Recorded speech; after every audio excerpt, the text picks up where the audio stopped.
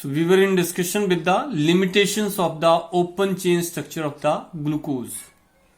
Some points I have raised, that it doesn't react with the sodium bisulfite. It doesn't react with the ammonia not included yesterday, yes, in the previous lecture. Its pentaacetylated product doesn't give the information regarding the CHO group. It is existing into two isomeric form, one as the alpha, another as the beta. There is a change in optical rotation that is termed as the mutarotation whenever aqueous solution of that is being taken.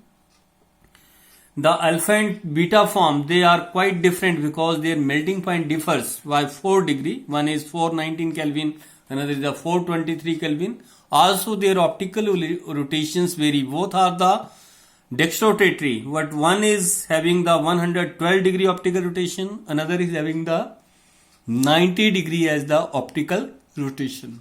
And whenever their solution is being formed, either of the alpha or beta form is taken, then we are having an equilibrium mixture that is having alpha form as well as beta form, and the optical rotation changes to 52.7 degree. If I have taken the alpha form, then 100 degree optical rotation falls to 52.7, and when I have taken the beta form, then 19 degree optical rotation, it is being raised to the 52.7 degree. That is the muta rotation.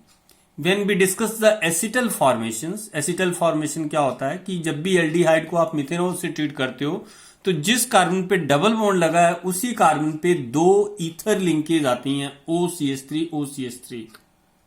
That Y ethereal linkage, this Y ethereal linkage, एक ether linkage ये है, एक ether linkage यहाँ है, यहाँ H होना था, पहले भी डिस्कस कर चुका था, मैंने लिखा नहीं है क्योंकि बैलेंसिस 3 है और बैलेंसिस की 3 है, जबकि ये हाइड्रोजन यहाँ अटैच्ड है. तो वो जो वाई इथीरियल लिंकेज है उसको हम बोलते हैं एसिटल. एक मिथेनॉल का ग्रुप ऐड होता है उसको बोलेंगे हेमी एसिटल, और दूसरा ऐड होता है उसको बोलेंगे full acetal. What is the molar ratio of the reaction? Aldehyde and methanol they react in the ratio 1:2. means for 1 mole of acetaldehyde 2 moles of methanol they are being consumed to form the full acetal. When I discuss the case of the glucose, it is found that glucose only consumes one methanol group, this is the single methanol group, to form the full acetal. So that is not giving the exact information that what type of aldehydic group here that is existing, because in single methanol group or 1:1 ratio it is giving the acetal. Here 1:2 ratio in the molar ratio that is being required. So that is saying that something there is hidden regarding the aldehydic group. So let us see next why it is forming the full acetal with single methanol group. So here the structures are drawn. Full acetal इसीलिए है क्योंकि इसमें half acetal जो वो पहले ही बना हुआ है. क्या बना हुआ है? हाफ एसिटल जो है वो पहले ही बना हुआ है. हाफ एसिटल किस तरह से बना हुआ है? It is found that there is a internal acetal formation. This is the aldehydic group and that is the hydroxyl group here in the 5th position, 1st, 2nd, 3rd, 4th and 5th carbon atom. तो जो glucose है वो already acetal form में, Hemy acetal form में exist कर रहा है. पीछे रिएक्शन डिस्कस किया ना, यहां पर ग्लूकोज कंज्यूम्स ओनली 1. इसका मतलब एक तब कंज्यूम करेगा जब ऑलरेडी वो हेमी एसिटल फॉर्म में होगा. किस फॉर्म में होगा? Hemiacetal. This is acetaldehyde, one methanol forming hemiacetal, another methanol forming full acetal. Glucose is consuming only one methanol group changing into the full acetal. It means it is already at hemiacetal position. How hemiacetal position is there? It is because the aldehydic group has already formed a acetal with the one of the hydroxyl group.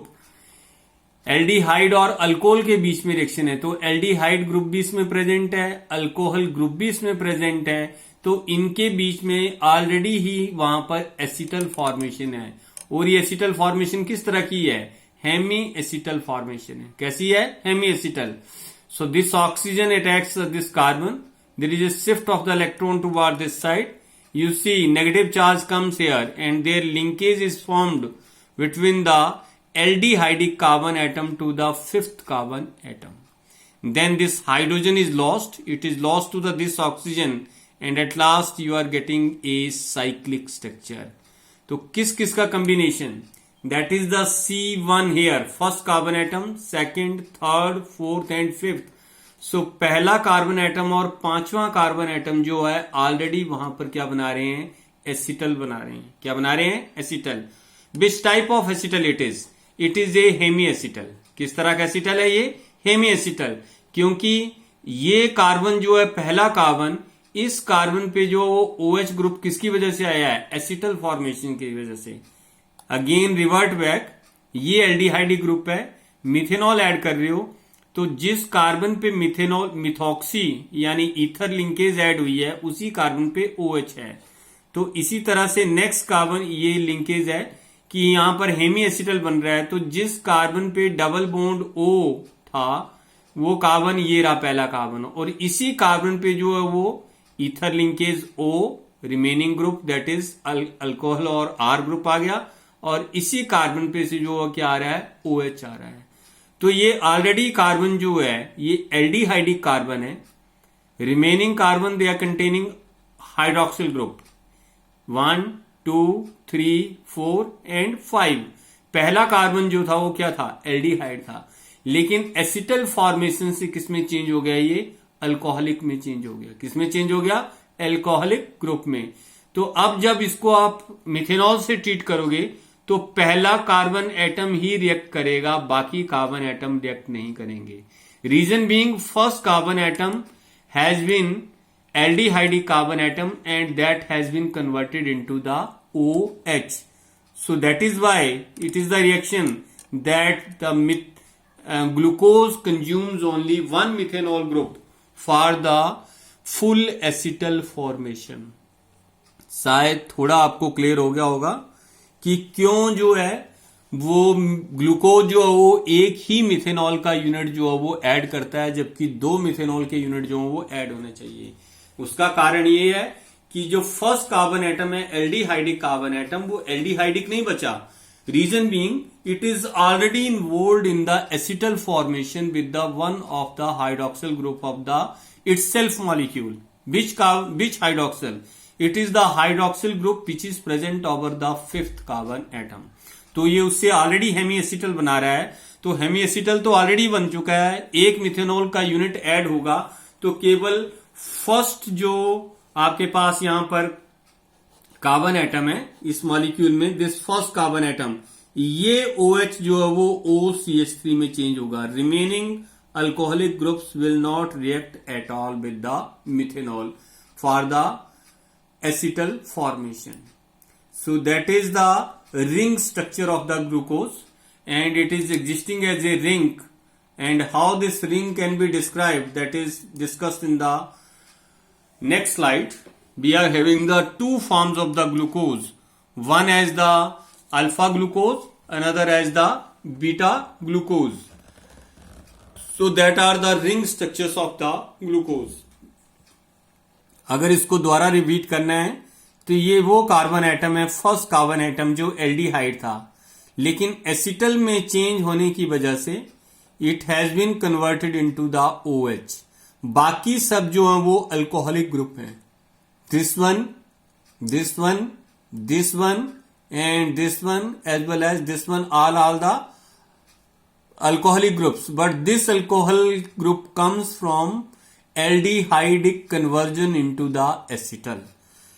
इसमें OH इस तरफ भी हो सकता है और उसमें OH जो है वो परली साइड भी हो सकता है। तो 2 स्ट्रक्चर हैं इसमें, एक में OH जो है वो राइट साइड को आ रहा है, एक में OH फर्स्ट पोजीशन पे लेफ्ट साइड को आ रहा है। तो जिसमें ये राइट साइड को होता है उसको हम अल्फा डी ग्लूकोज बोलते हैं।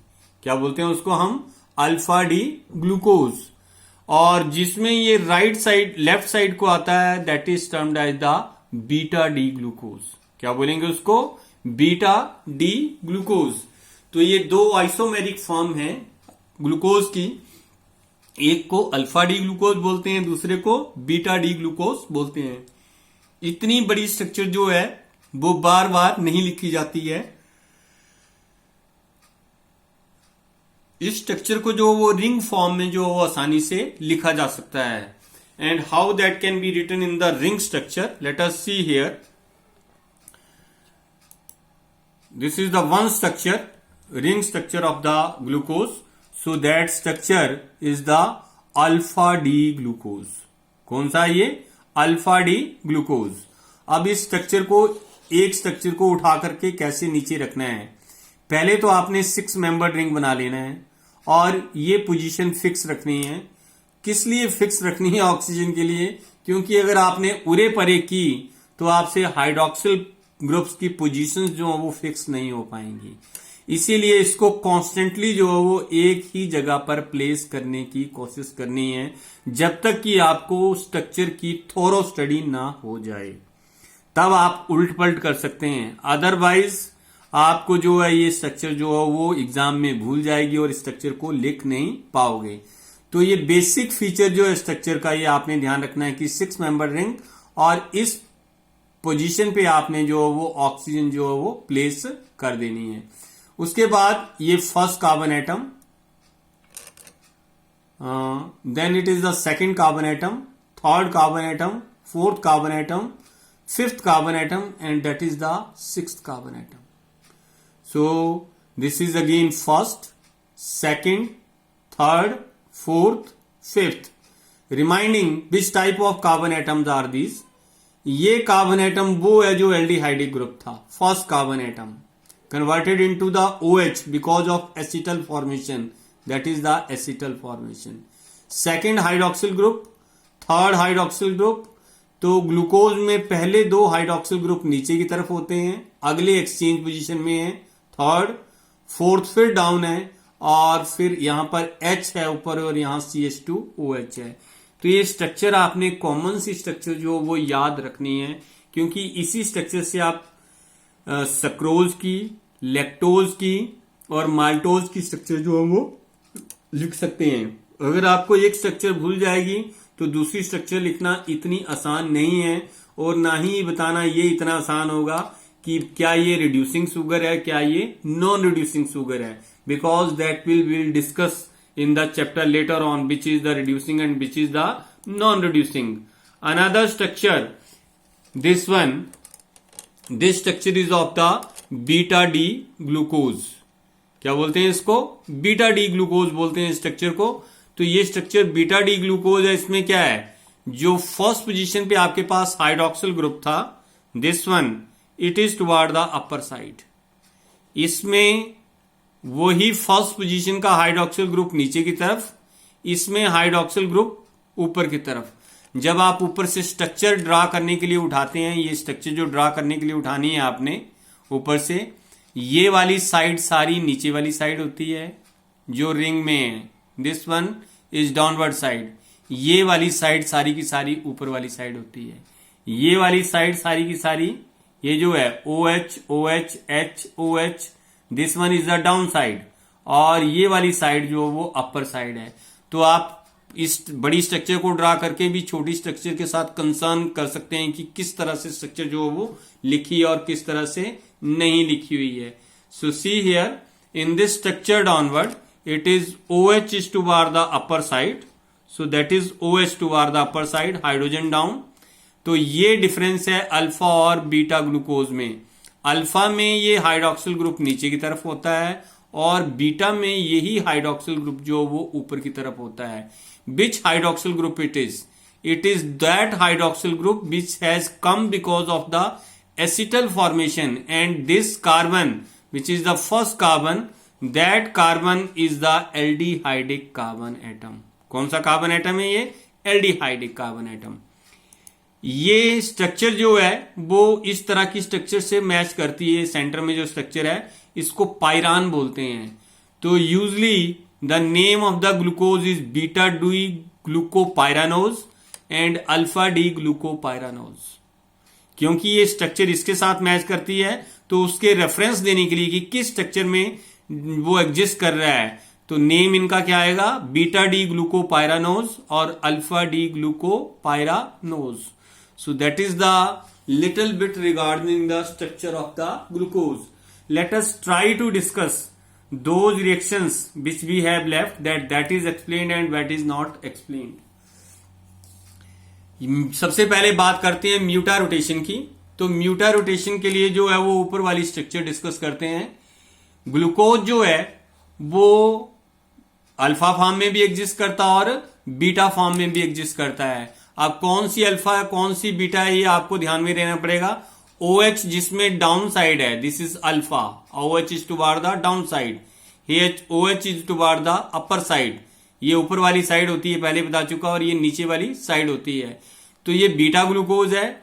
जब भी आप वाटर में इसको डिसॉल्व करते हैं किसी भी एक कंपोनेंट को, तो क्या होता है कि एक कंपोनेंट धीरे धीरे जो वो ओपन चेन स्ट्रक्चर में कन्वर्ट होना स्टार्ट हो जाता है।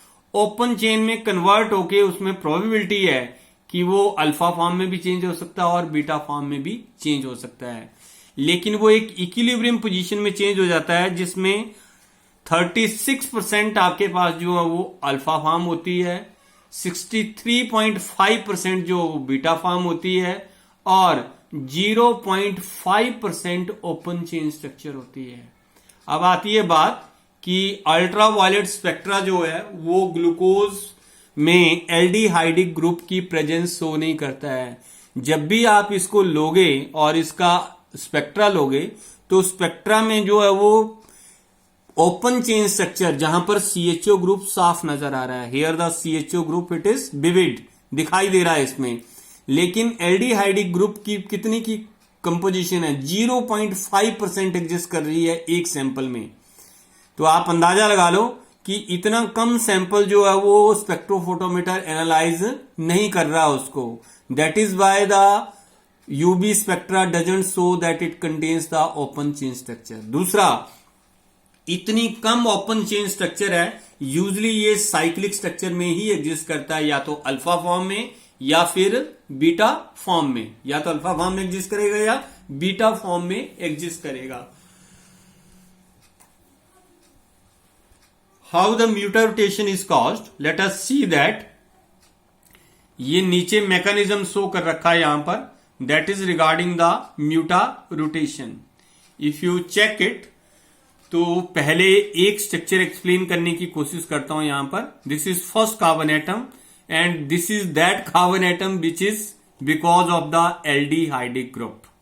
Okay, so it is COH, तो अल्फा COH डाउन की तरफ है ये, तो ये अल्फा ग्लूकोज है। उसके बाद CHOH थ्राइस, तो फर्स्ट कार्बन एटम और 3 कार्बन एटम इसमें पूरे हुए, चौथा, तो ये 5th कार्बन एटम के साथ इसने जो वो रिंग बनाया हुआ है। यहां पर मैंने केवल इसको वो शेप नहीं दी है ऊपर वाली, अदरवाइज ये सेम ही स्ट्रक्चर है, अदरवाइज ये सेम स्ट्रक्चर है। उसके बाद ये नीचे जो है वो CH2OH आ गया। यहां पर इस हाइड्रोजन को रिमूव कर रहा है water, so water is removing this hydrogen, this bond is entering inside, so it is changing into the aldehyde open chain structure। ये यहां से ओपन हो रहा है तो इसमें यहां हाइड्रोजन के ऊपर ये अटैक कर रहा है तो इसको COH में कन्वर्ट कर देगा, so it has been converted into COH, ये ओपन चेन स्ट्रक्चर। तो वाटर इसको हाइड्रोलाइज कर रहा है और वाटर ही इसको जो है वो किसमें चेंज कर रहा है, क्लोज रिंग स्ट्रक्चर में चेंज कर रहा है। क्या क्या प्रोडक्ट निकलेंगे जरा देखते हैं यहां पर। जब ये हाइड्रोजन इसके साथ अटैच हो जाएगी तो H3O पॉजिटिव यानी एसिड बन जाएगा, और जब ये हाइड्रोजन इसके साथ चली जाएगी तो यहां पर हाइड्रोक्सिल आयन बचेंगे। ऊपर एसिड बन रहा है, नीचे बेस बन रहा है, दोनों क्या हो जाएंगे, न्यूट्रलाइज हो जाएंगे। So it means there is no reaction but water is assisting to open the chain, so it is converted into the open chain. उसके बाद देखो वाटर ही इसको क्लोज रिंग स्ट्रक्चर में, देखो वाटर यहां से इसको H को यहां से रिलीज कर रहा है और वाटर ही इसको जो है क्या कर रहा है, यहां पर ये एल्डिहाइडिक ग्रुप को द्वारा जो है वो क्लोज करने की कोशिश कर रहा है या क्लोज रिंग स्ट्रक्चर में कन्वर्ट कर रहा है। It means only water is the component that is changing one alpha form into the open into the beta form, या बीटा फॉर्म को ओपन में या ओपन फॉर्म को अल्फा में। तो वाटर एक ऐसा रोल प्ले कर रहा है एसिड का भी और बेस का भी, जो उसको हाइड्रोलाइज भी कर रहा है और उसको क्लोज रिंग स्ट्रक्चर को क्या कर रहा है, क्लोज भी कर रहा है। तो वाटर ही जो है वो दोनों काम कर रहा है यहां पर, रिंग क्लोजिंग का भी और रिंग ओपनिंग का भी। किस तरह का मटेरियल है water, you know very well, water acid भी होता है और वाटर बेस भी होता है और उसको टोटली न्यूट्रल ही काउंट करते हैं हम। इसमें बोथ प्रॉपर्टीज होती हैं। तो हम ये भी चेक कर सकते हैं कि वाकई जो है वो इस तरह के सॉल्वेंट में जो है वो ग्लूकोज बिहेव इस तरह से कर रहा है या किसी और सॉल्वेंट में भी बिहेव कर सकता है। अगर हम इसको बेस में लेते हैं, मान लो किसको, ग्लूकोज को, I take the pyridine, so that is the pyridine, it is a base. Base में म्यूटा रोटेशन नहीं होती है, इसका मतलब बेस ये काम नहीं कर सकता है। अगर मैं इसको एसिड में लूं तो एसिड के लिए मैंने यहां पर क्रेजोल ली है, तो क्रेजोल एसिड का काम करता है, एसिड में भी म्यूटा रोटेशन नहीं होती है। लेकिन अगर दोनों को कंबाइन कर दिया जाए तो म्यूटा रोटेशन पॉसिबल है। कॉम्बिनेशन से इसकी जो नेचर है वो हो जाएगी वाटर की तरह, एसिड भी और बेस भी। बाकी नेक्स्ट टाइम डिस्कस करेंगे।